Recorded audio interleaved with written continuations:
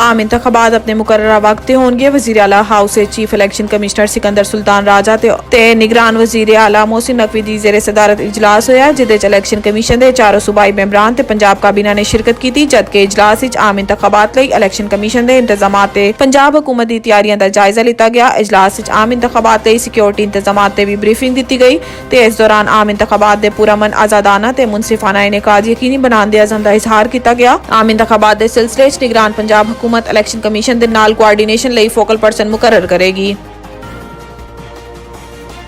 इनखला के मनसूबे किसी मुल्क या शहरीत को मलहूजे खातिर नहीं रखा जा रहा। एक बयान तर्जुमान दफ्तर खारजा मुमताज ज़ारा बलोच ने किया है कि UNHCR का मीडिया को दिता गया बयान वेखा इनखला के मनसूबे का इतलाक पाकिस्तान गैर कानूनी मुकीम तमाम गैर मुल्कियों से होंदा है। मनसूबे के इतलाक किसी भी मुल्क या शहरीत को मलहूजे खातिर नहीं रखा जा रहा। यह फैसला पाकिस्तान के खुद मुख्तार कवानीन ते बैनुल अक़वामी असूलों को मद्देनज़र रख के किया गया।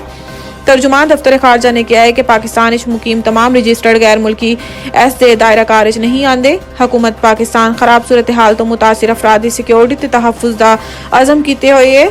तर्जुमान का कहना है कि 40 साल तो लाखों अफगान बहन भाइयों की मेज़बानी जीता जागदा सबूत है। आलमी बरादरी तरजीही बुनियाद ते महाजरीन की सूरत हाल को तहफ़्फ़ुज़ देने लई मुश्तरका कोशिश करे। पाकिस्तान इस तो मुतल्लिक आलमी शराकतदारां दे नाल काम करता रहेगा।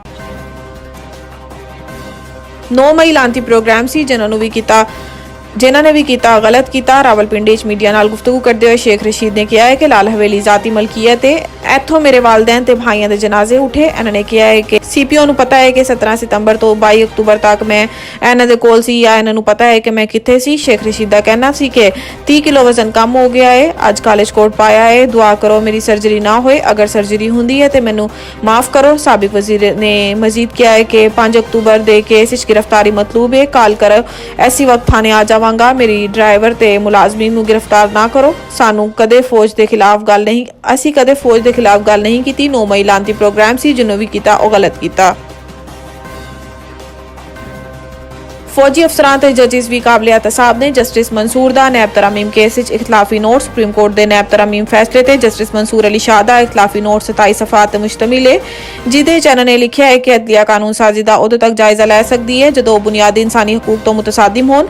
कानून साजां दा मफाद सामने रख के कानून साजी जांचना पार्लीमेंट ते जमहूरीयत नूं नीचा विखाण दे मुतरादिफ है। जस्टिस मंसूर ने अपने नोट च लिखा है कि इख्तलाफ राय रखने वाला हजूम की सिमत च नहीं, मुस्तकबिल की सिमत चलता है। अदालतां पापूलर सियासी बयानियत नहीं चलना हुंदा। अवामी जज्बात के खिलाफ जाके भी अदालत नूं आईनो कानून के मुताबिक फैसले देना हुंदे ने।